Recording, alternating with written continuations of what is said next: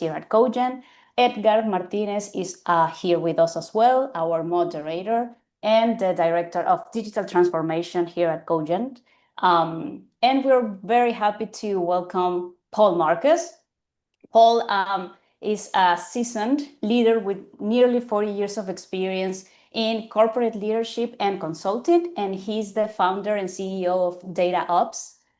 Paul, you'll have a chance to introduce yourself in a bit.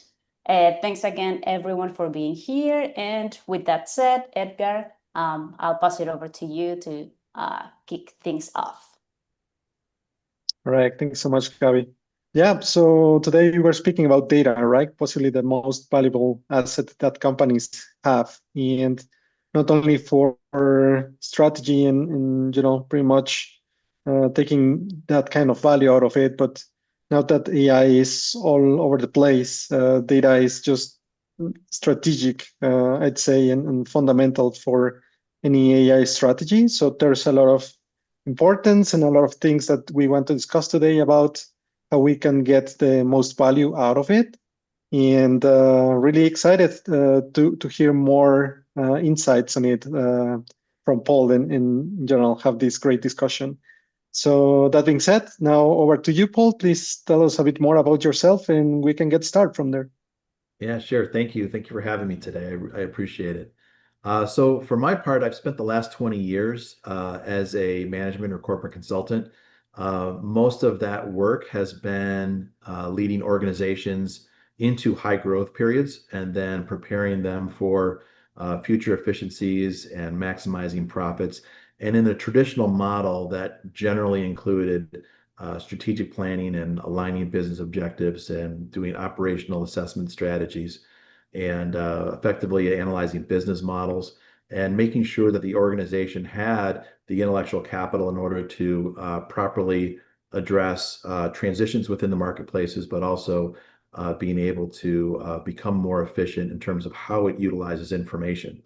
I would say in the last couple years, as AI started to become a little bit more into the forefront, it became quite apparent to me that it was more challenging for companies to go through those operational assessments and to maximize efficiencies without having a keen understanding on how data is affecting the organization, how its varied and siloed technology platforms may not be cross-communicating with one another. So inherently what we found is we were spending a lot more time trying to stand up the technology components of organizations just to support the business model.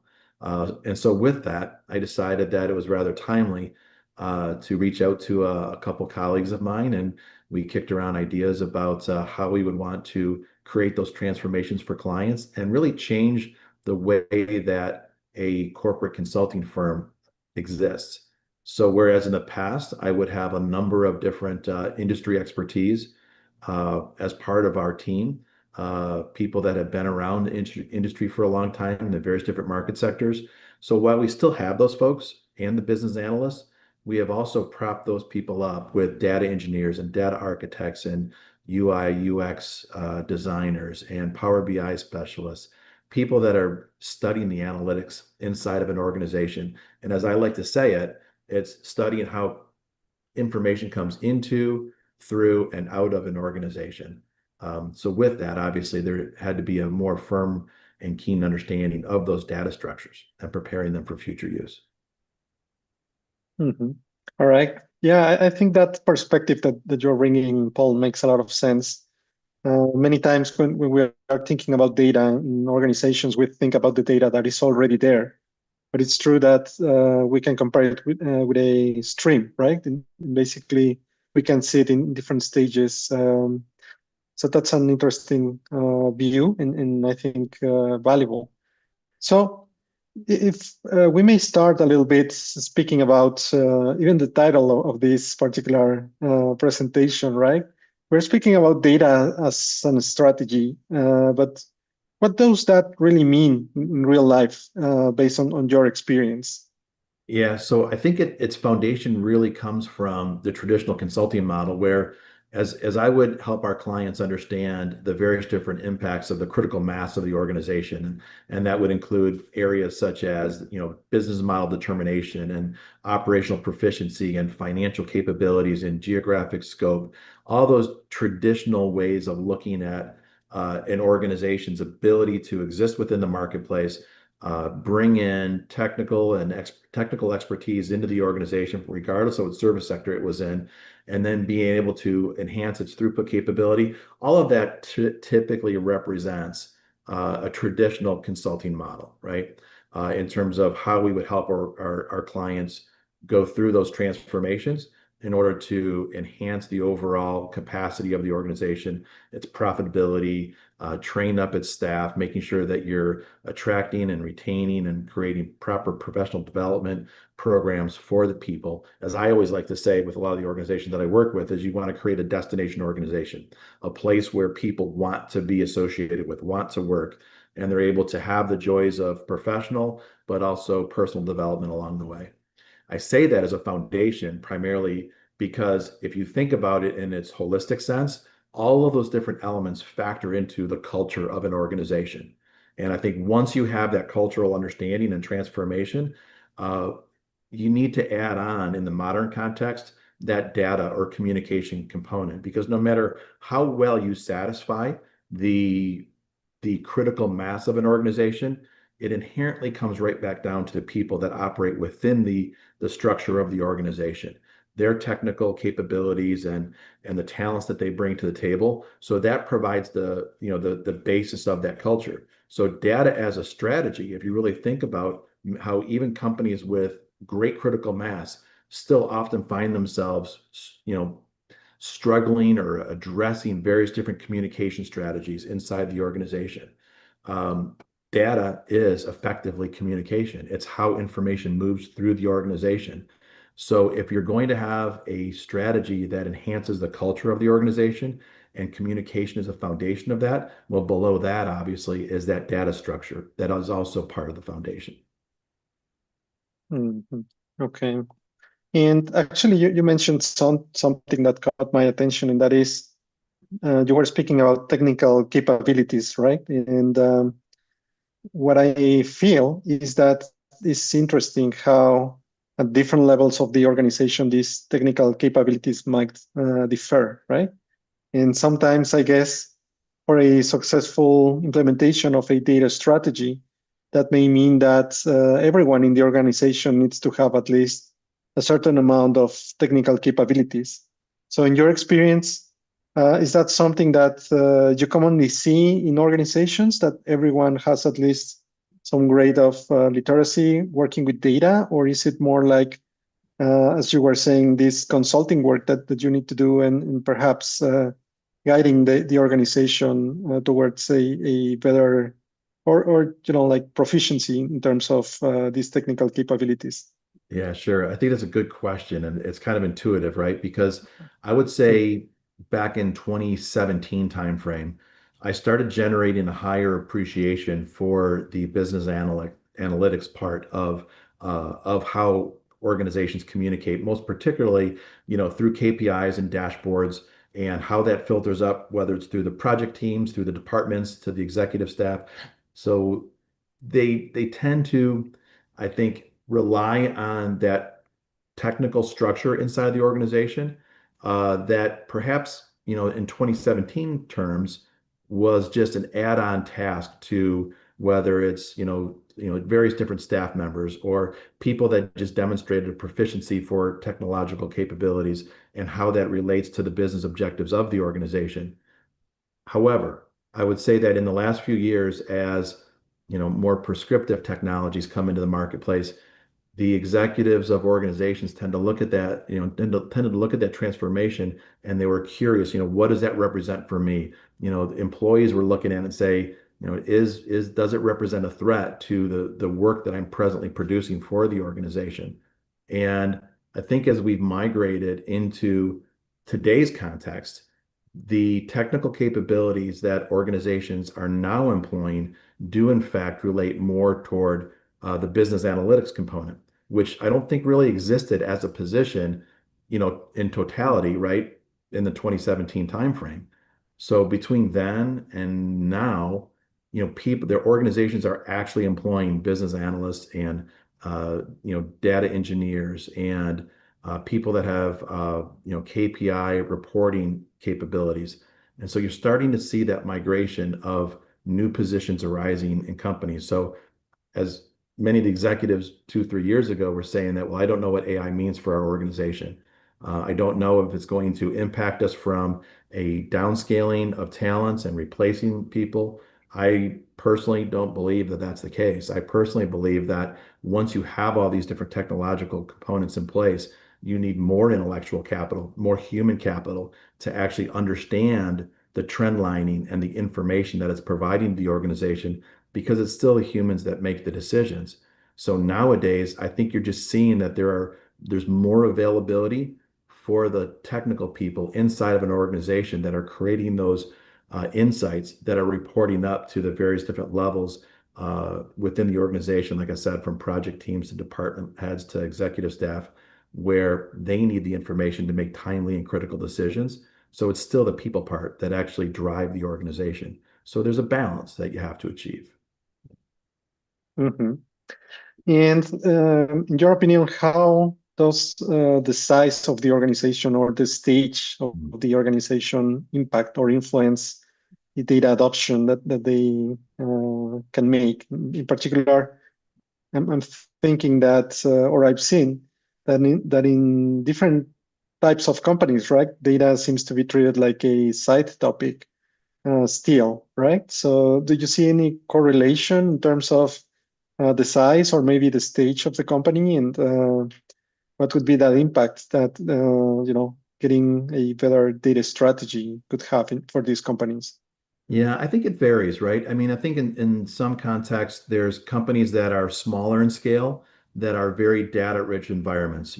I think most particularly at the manufacturing and distribution and supply chain level, those companies tend to produce large quantities of information that can be capitalized upon in a prescriptive way.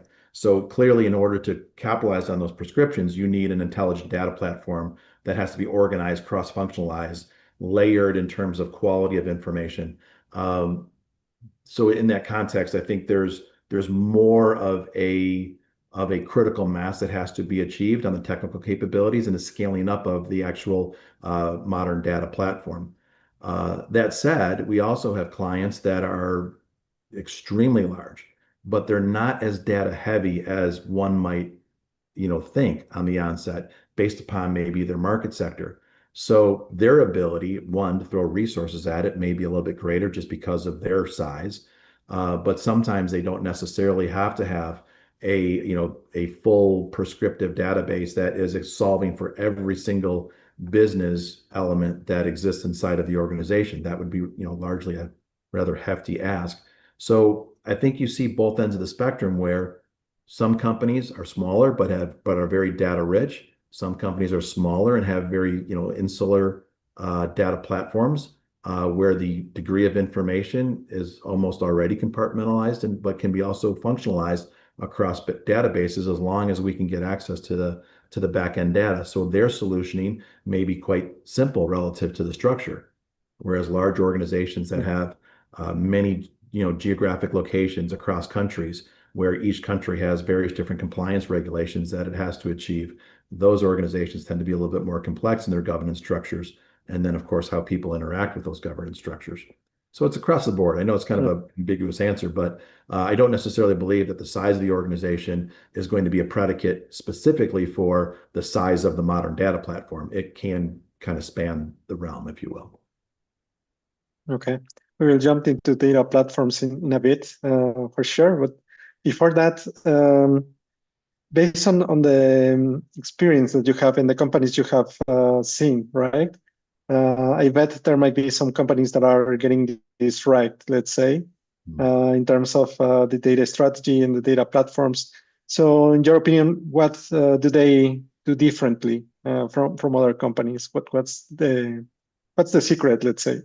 Yeah, I think it comes down to executive awareness and understanding. Most of these platforms are really embraced at the executive level. It's not simply a task that you transfer over to the technical departments within the organization, say, here, go solve this for me.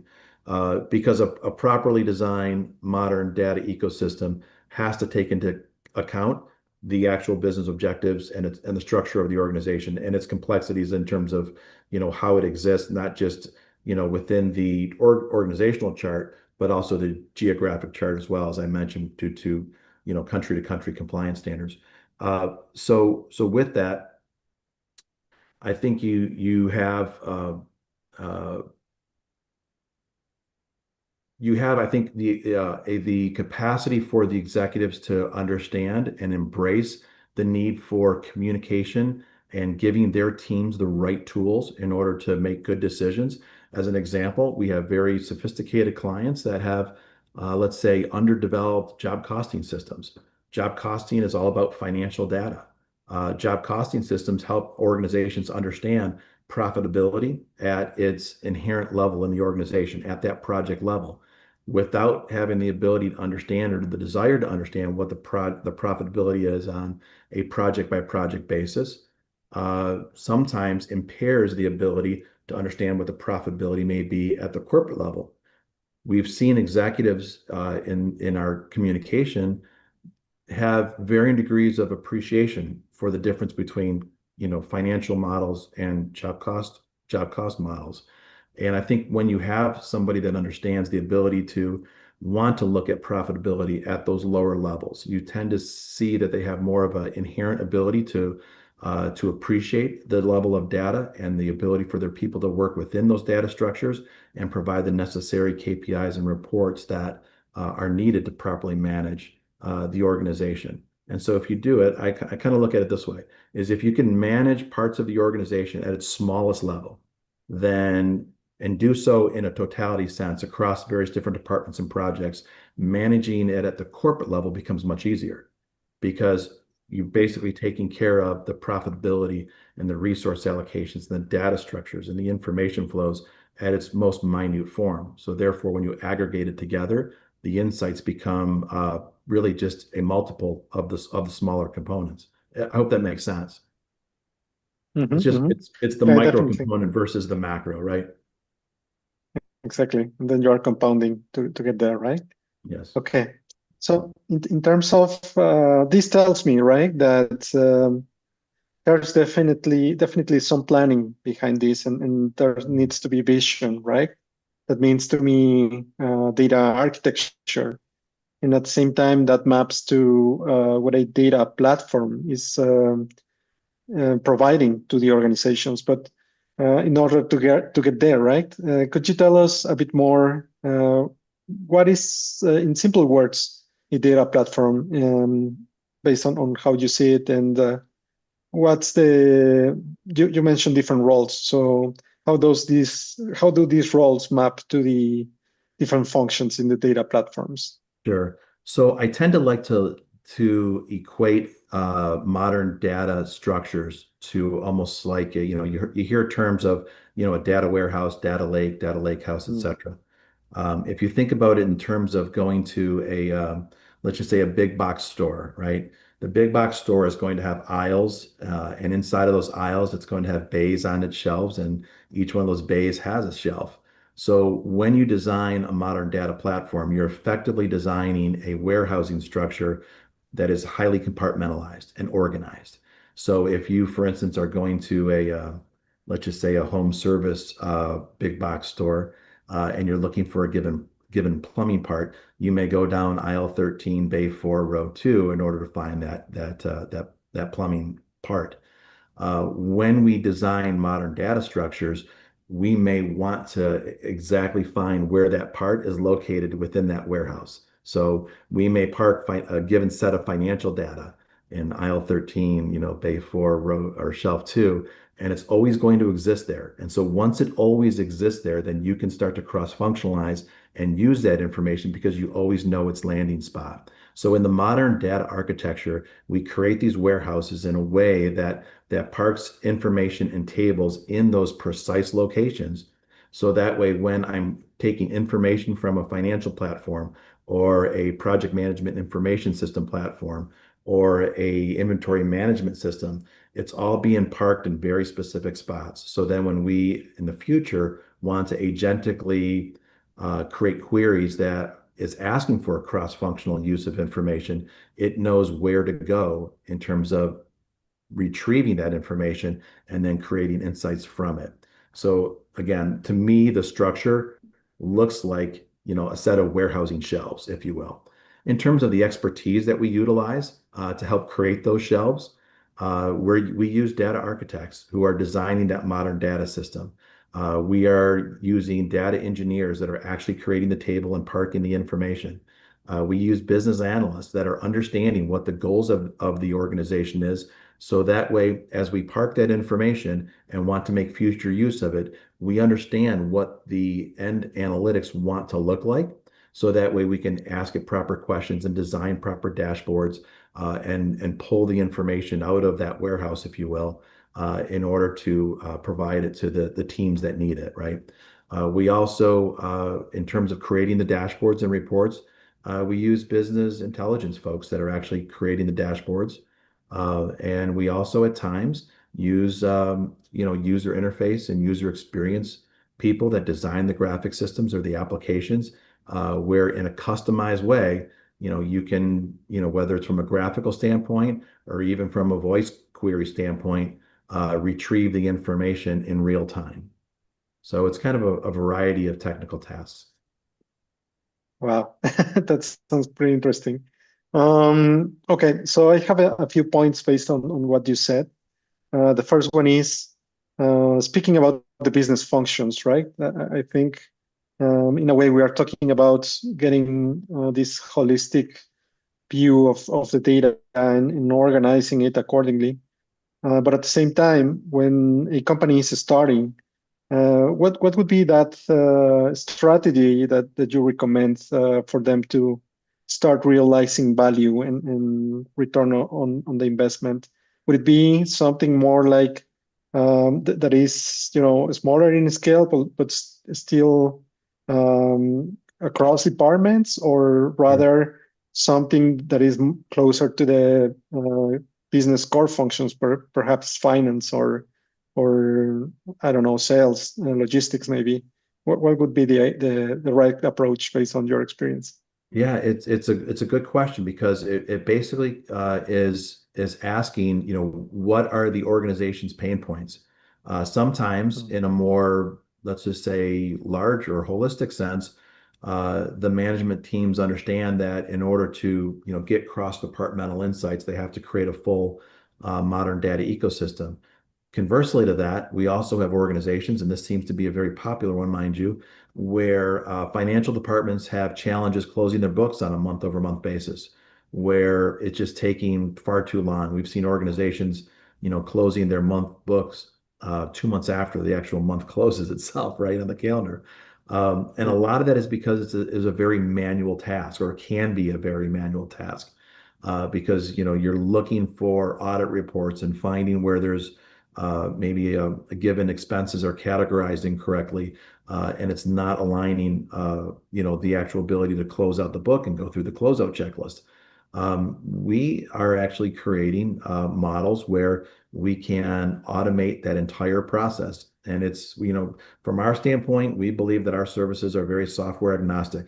We don't mind what financial systems and reporting systems an organization utilizes. As long as we can get access to the back-end data, we can create the automated insights that are actually performing the tasks, such as, closing an organization's books in a very timely fashion. And I mean by closing in a timely fashion, I'm literally talking theoretically hours, but on the outside, maybe a couple days, because we'll produce audit reports and it's going to flag whatever is a non-compliant audit item. And it'll also give you an insight or a recommendation as to where the accountant needs to go look in order to address that flag. So that tends to be a very popular one that most organizations can relate to because, let's face it, closing the books is a very time-sensitive task in order to create all the financial insights in real time that organizations require. So to summarize, I mean, full enterprise level data structures to very specific use cases. Mhm. Okay. Hope you can still hear me. I think I'm having some trouble with my camera, but It is.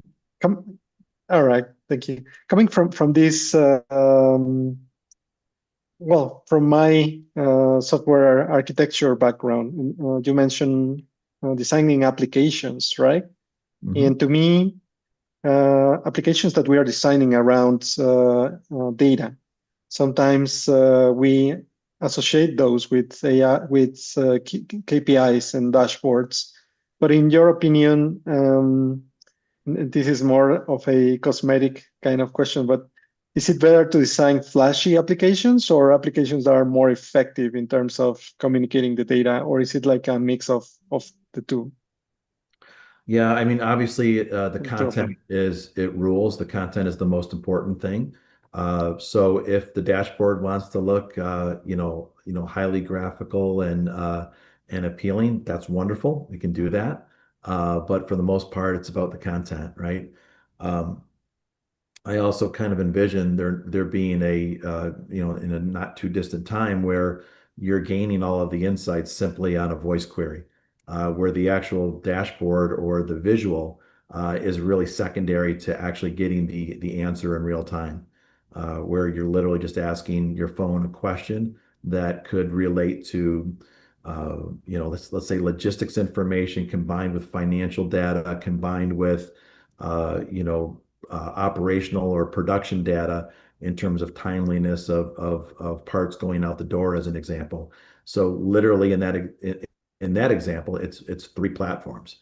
So when you do the voice query, you're actually accessing all three platforms in order to gain the insight, and your device is literally speaking back to you the answer. On the back end of that, you could simply ask it, great, now create a dashboard or a KPI report and email it to the group or email it to me for distribution. So I think in time, when we all want information and want it now, it's important that, we can, sometimes the interface is actually just a verbal response. And other times it could be, a very nicely designed report or dashboard. Mhm.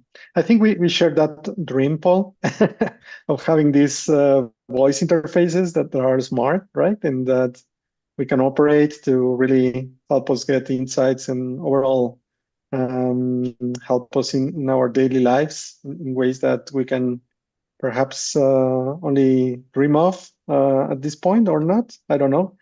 But in order to get there in terms of data, right, I see that there's also a ton of things to consider. And maybe you can tell us a bit more about this. But for example, you were mentioning how we need access to this backend data in order to start the process of analyzing it, right? And that normally comes, depending on the platform, with transporting the data, copying the data, or accessing the data virtually. So what are like the most effective techniques that you have found out in those terms of accessing this backend data, or does it really depend on volume, or what would be for you the key factors that needs to be considered in order to create a good data access strategy? Sure. So I think most platforms these days, are allowing access to the backend from information, regardless of what structure it's coming into. We tend to operate most particularly with, SQL databases, and if we can, as I like to say, flatten the information out into that format, then we can create all the necessary warehousing prescriptions that we need to.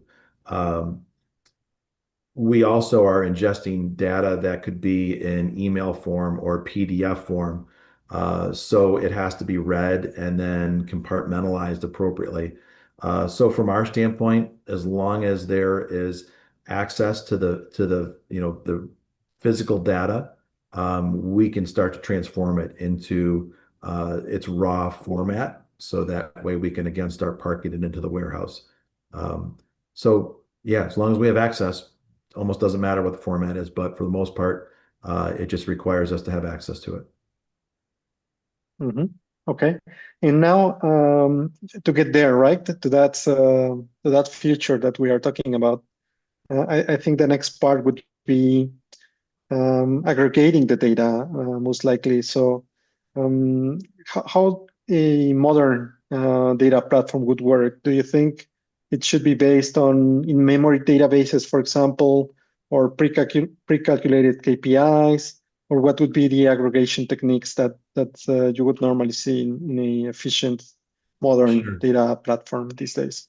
Yeah, I think in some context it's specific to what is trying to be achieved and the format from which it's coming because you can extract the information, transform it immediately, and then load it and store it and make it available for prescriptive use. There's also obviously from an ELT standpoint, you extract it and you load it and then you transform it. I think it really depends upon what KPI and the preparation and the raw form of that data presently exists in order to understand it, it's being prepared for future use. We like to use, in some terms of some of our structuring platforms, there's various different layers of information from a bronze to silver to gold level. And as it moves up those various different, let's say, curated conditions, bronze may be a raw form of data. When it gets to silver, it's partially curated or partially transformed. And then when it gets to the gold level, it's actually certified data and it's ready for dissemination, whether it's through specific KPIs or preparations for agentic use. So realistically speaking, it's just migrating it from that raw form into a curated and into a certified form. I hope that answers. Okay. Yeah, that definitely sounds good. I've been trying to fight the urge to start asking AI questions, but not that you mentioned agents twice, right? Yeah. I definitely would like to know more about it. So can we start with the user interface? And in this case, as you were saying, this interface where we can interact through voice, right? What exactly is implied behind that in technical terms, maybe? How are you guys doing it currently, and how do you interpret the intent of the person asking for particular data questions? So I think in large measure, once the data is properly certified, I think there there's the ability to actually develop the large language model and train it appropriately. It does take a little bit of time to do that. You have to go through beta testing, and as I like to say, maybe even intentionally try to break the model in order to make sure that it is rigorous. And I think once you achieve that degree of proper training, which is an iterative process, it is based upon continually adding more information into the model, testing the information that's there, making sure that you've got the right, business analysts and industry experts that are able to review the data, make sure it is indeed coherent. And then once it's in that condition, I mean, yes, you can create digital outputs, but I think you can also create voice generated outputs as well. And I mean, the technology is already there. I mean, it's nothing that is groundbreaking in order to, get the device to give you a verbal feedback. So I don't, at least in my context, I don't think it's that challenging of an interface to create. It's just a matter of it reading the outputs, right? But in order to get there, obviously you do have to go through creating the large language model and training it properly and testing it.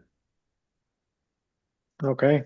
So that by itself, I think it's something that we could discuss in depth in another episode, training the large language model. In your case, what have you found more effective, like taking a model that was already available and then fine-tuning it? Is that the kind of work that you guys are doing, or is it more like retrieving pieces of information kind of in a rack kind of style, or what techniques do you normally use to Sure. as you were saying, train this particular model? Sure. Let me give you a real-time example that's Fantastic. semi-generic. I mean, it's specific, but I mean, I'll try to keep it generic. Mm. So in Sure. this example, we have a client that has claim information that's coming into their system. They literally have 120 highly technical people receiving claims in an electronic format, but then they're responsible for lack of a better term, bucketing those claims into very specific categories. Presently, those 120 people are putting it into 16,000 buckets. Now, if you think of the largesse of that, right, it's highly probable, and I'm being polite, that 16,000 buckets is too many, right? It's probably more appropriately need that all that information needs to land in probably about no more than 400 buckets. This company receives 900 claims a day, okay? And you have 120 people evaluating 900 claims and putting it into 16,000 buckets. To me, that if there was ever a need for a prescriptive use of information or an automated ability to read each one of those claims and put it into a bucket, this would be a highly, let's just say, representative example. So if you would automate, what is your first step? You don't just simply keep on reading 900 claims a day and putting into 16,000 buckets. You have to go through a process of keywording each one of those claims and making sure that the nomenclature that's being utilized in order to properly bucket the claims has some degree of consistency associated with it. I think once you have that consistency, you can seriously pare down those number of buckets.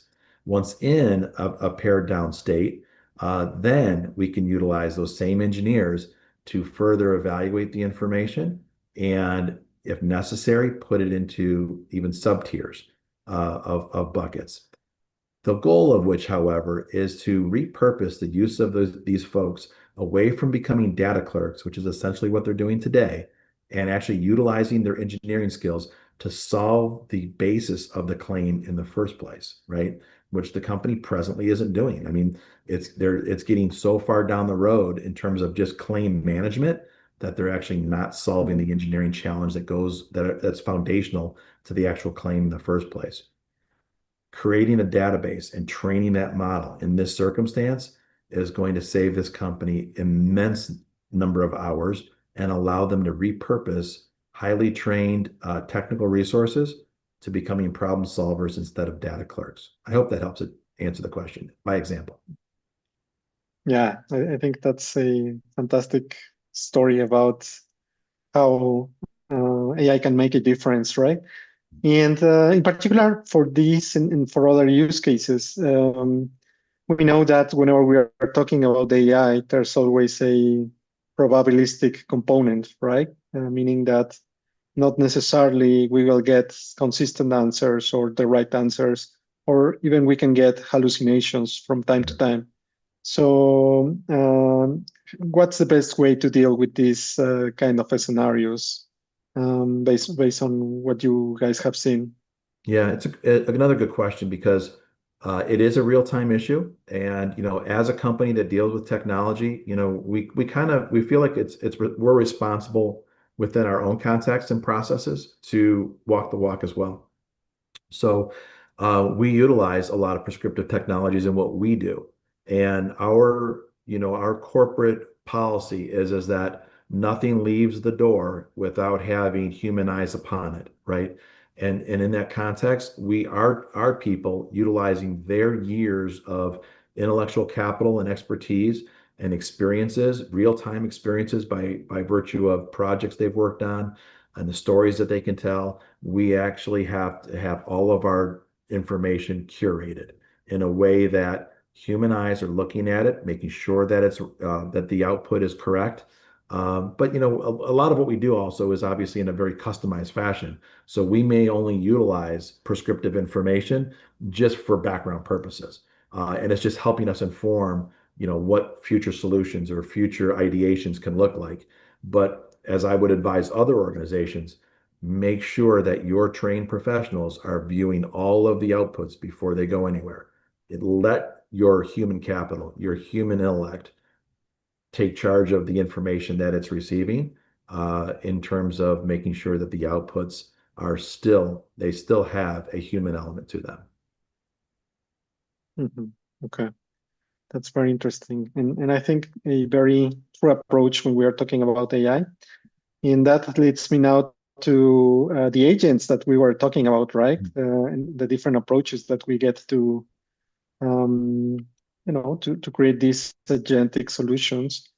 So one approach that comes to mind for sure is having a human in the loop, as you were saying, having this kind of human vision. But let's say for our scenario, right, for the dream goal that is getting these insights in real time and getting getting them through these voice interfaces. How do you see agents fulfilling the tasks needed to create this kind of functionalities, or how are you guys currently leveraging these agentic platforms currently, right? To really accelerate the way in which you're operating with the data and providing these insights. Certainly. I think the example for the claim example that I provided is actually representative to your question, in as much as, that's a custom design agent that's going to go through and actually evaluate those 900 claims per day, picking out the proper keywords, putting them into a bucket that is more actionable than, very specific bucket of, in this case, there were 16,000 existing buckets. The customized agent actually is going to actually perform that work, for the client. So in that example, those are agents that our AI folks and machine learning folks design in a custom manner. So yeah, I mean, I think we have to look at what the use case is in order to understand what the agent's performance and output needs to be. Does that help? Sure. Okay. I think that would lead us to another key element, that is, if we speak about security, right, and privacy, that for sure are there when we are talking about AI, but also data in general. So can you tell us a bit more about what would be the right ways to treat these two key elements when we are speaking in those terms of AI and data? Sure. So from a governance standpoint, and I think there's multiple ways that we can design or define core data governance. Governance I think can be viewed both in terms of the structure in which the organization manages and provides protocols and guidance and rules around the structuring and use of information, provides training to the individuals, roles, responsibilities. Typically, what we like to do is set up a data governance council inside of our clients' organizations that is cross-functional. It has executive capacity, it has technological capacity, it has business owners, department heads, what we like to call data owners in terms of the positional responsibilities inside the organization. Maybe it's a business unit manager, maybe it's a department head that also has to take responsibility for the data that department or that business unit produces or needs. That person would be the data owner. Below that would be the data steward, the person that's responsible for creating and curating and extracting insights from the information. It's that council of people that I believe are essential in terms of providing, like I said, the overall protocols associated with the ingestion and use and transformation and output of the information. It's going to establish rules relative to the layering of information. What does, a bronze level data look like? What does a silver level output start to look like? What does a certified in the gold level piece of data look like? And I think once those rules and guidances are put in place inside of that structure, you are inherently creating, more securitized information and the flow of information through the organization. The other part, I think, of data governance is really around, I guess, what I would like to call, the change management piece. It's the cultural adoption, and as we talked earlier, it's the actual use of data as a strategy inside of an organization. How the people interact with the information at all levels, not just within the council, but also on the day-to-day interactions. I think done right, that data does indeed become a cultural tool within the organization that people will begin to value almost as they would value a colleague within the organization, because properly curated with proper insights, it's helping people do their jobs easier. It's helping them be able to provide information to their upstream, downstream clients, whether internal or external, in a more cohesive and more curated fashion. So all of this to me represents the way that the company exists, or the organization exists, at both the human and the informational level. And to me, that's part of that change management piece, where we're actually adapting the organization to value not just all the traditional aspects of, operational proficiencies and workflows and financial metrics, but also valuing the data itself, and not treating it as a commodity, but as something that can be monetized and used forward inside of the organization. Many companies that we deal with, because they're such data-rich organizations, and I'll just mention this kind of tangentially, they actually have an opportunity to monetize their own information in the organization, where once they start making more prescriptive use of it, let's just say, for instance, as a supply chain integrator, if we can start to see around corners relative to disruptions within the supply chain, because we're using or making agentic or prescriptive use of information, then maybe we can start to change routing of logistic structures in anticipation of, let's just say, a weather event or a geopolitical disruption, whatever it might be. Having that degree of insight for your client's behalf has a value, and that value of that information that was already inherent in the organization can indeed be monetized. So all of these different elements together represent facets of how the data is governed inside the organization, and how it culturally transforms how we live and interact with that information. Okay, thank you so much for the broad view on how we can have this structure laid out, right? And basically have this governance of the data. If we could go to some practical tips, what would be your advice for companies looking to start getting into this data journey, right? Data strategy journey. Sure. What would be some things that they can start working with that would prepare them to later make the jump to more modern and efficient data platforms? Sure. So I like to equate, a company's, let's just say, data readiness, and in some context, prescriptive use readiness, to, going to a doctor, right? I mean, it's almost like, tell me where it hurts. Inside of organizations, they have pain points, no matter where they may exist in the operational flows. And sometimes they might be, it's conveyance of financial information.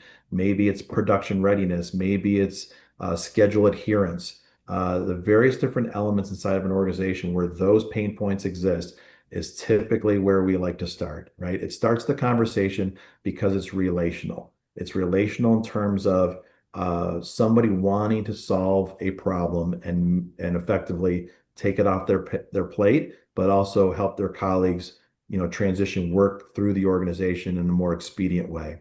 So I think once we understand what those pain points are, it can be through just general conversation, through readiness assessments. Maybe it's actually through a full-on workshop that is assessing the various different movements of information through the organization. I think it's those moments where we're actually hearing from our clients firsthand where their problems exist, is where we can start to gain immediate traction. Invariably, what we find is that sometimes that full enterprise level data structure is only part of a solution that has, some degree of longevity associated with it in terms of actually designing and deploying the work. In the immediacy, however, maybe it's the example that I provided earlier, such as closing the books on a month-over-month basis in a more timely and expedient way. That's a very specific use case that can be solved, frankly, outside of the totality of a modern data infrastructure. It's a very specific problem with a very specific solution, right?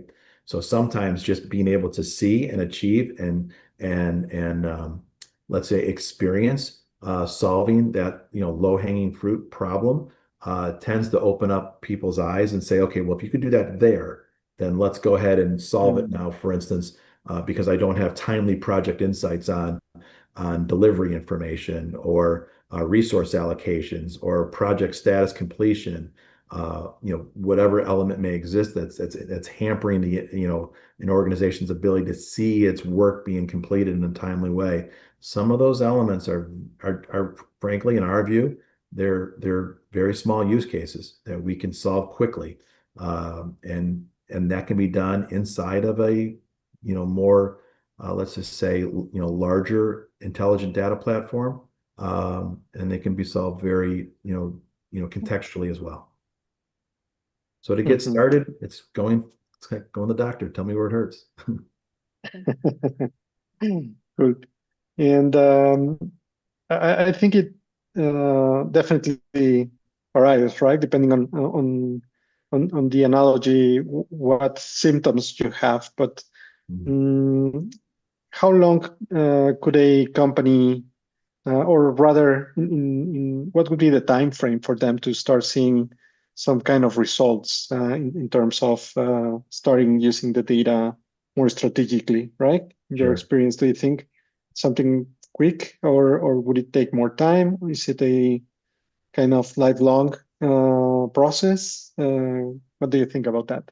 Yeah, sure. So I'll give you kind of an outline of our the different phases that we go through. I'll start at the large level and go to the small level. Okay. So the large enterprise level intelligent data platforms usually involve an assessment period that we tend to park right around the 3-month time period. So once we go through and meet with the various different stakeholders inside of the organization, it generally takes us about 3 months to find out, how data strategy ready the organization may be, where those pain points are, and then based upon those pain points, how we would design, that modern structure, right, from a data architecture standpoint. From there, once that roadmap is arrived at, it usually takes anywhere between, say, 9 to, it's going to be a broad range because it really depends upon the complexity of the organization. But I would say anywhere from 9 to 15 months. So on average, 12 months for us to actually deploy the modern structure. And that includes everything from the architecture piece through the governance piece and also through the business analytics and business intelligence piece.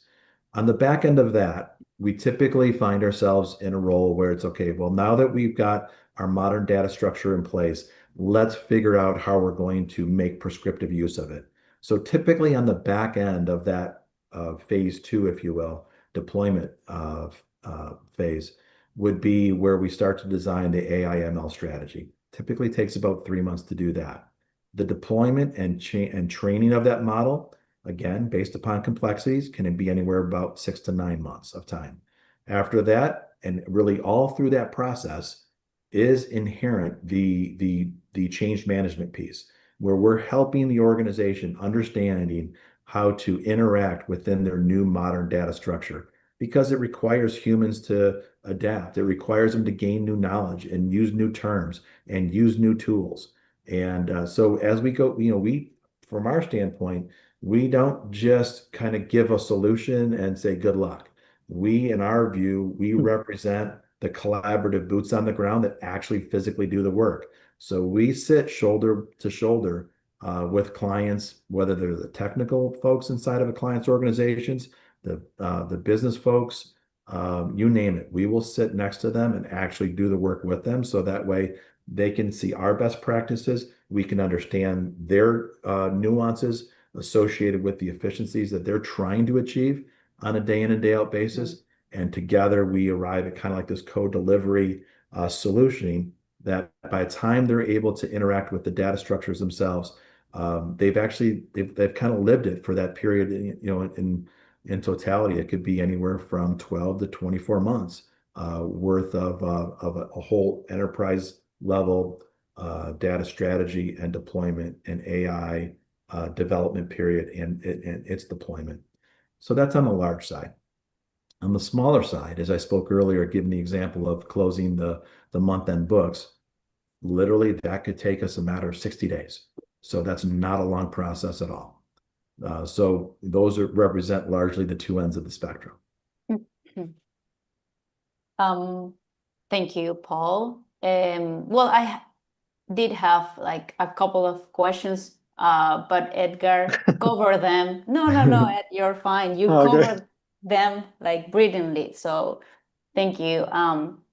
But yeah, we need to start wrapping up the session. And I do have one that I think I want to talk about the future. So, like intelligent data platforms are evolving super quickly.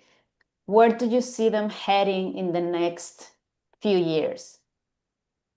Yeah, so that's it's funny because I see that clients are now just catching up to the knowledge and let's just say need for having intelligent data platforms. And so, I mean, just catching up to the point that we're at right now and the speed at which are not just, from an agentic standpoint, but also from a tool adoption standpoint, and how fast the marketplace is moving relative to the technological developments, how it's going to exist in 5 years, I think in many ways could be anybody's guess, right?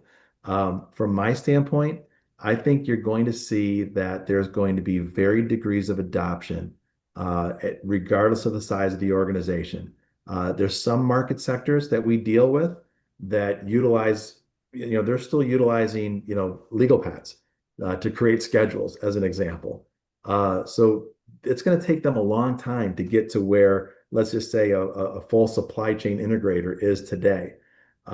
So, in the context of evolution, I think it's going to vary based upon the company and the market sector that they're in. But if we really just look at where we are today, you're literally going to be able to ask your phone a certain question that's going to give you an answer that is, cross-functional across, as I said earlier, across many different data structures. That of and to itself, I think, is going to capture the marketplace and its ability to deploy it on a efficient and enterprise level. We're going to be doing this, in other words, probably easily for the next 3 to 5 years and getting very, very good at it. From our standpoint, we're developing IP inside of our organization that is specifically helping us do this work in a prescriptive way. So like I said earlier, we're actually walking, the talk, so to speak, and we're creating agents and platforms and software systems inside of our organization that are going to automate what we do in some ways. And we're okay with that, because I know that by the time that we get through let's just say the 300 clients that we help in the next 5 years, we're going to be ready for that migration ourselves. Right. I hope that makes sense. Definitely. All right. Yeah. Thank you so much, Paul. I think it was an amazing session. I'm sure Edgar is happy, and I certainly am as well, to have you back for a new session on a different topic. But yeah, it was amazing. Thank you so much again. Edgar, do you have any closing comments? From my side, I just would like to thank Paul for all the insights that he shared today. I think it's very interesting how they are covering different aspects. And in particular, I think the most exciting part, of course, if we see it from that point of view, is the implementation of agents and all of this AI interaction. But in the end, and more than that, that all of that must be based on a very solid foundation, right? And I think that's a important message that we are getting today. And for that, Paul, I just want to thank you. And as Gabby was saying, we hope we can have the opportunity to get another session and speak more about all of these different topics, because for sure there's tons of things to say, right? So thank you once again, Paul, and over to you. And any closing comments? Well, I just want to thank you too for the opportunity. It was a joy to speak with you all today. Thank you so much, Paul, Yes. and Edgar, and everyone that joined us today. Thank you, and we'll be back soon for another Tech Social. Thank you all. Have a good one. All right. Thank you. Thank you. Thanks Thank so you, much. Paul. All good? Yeah, it was All good. amazing.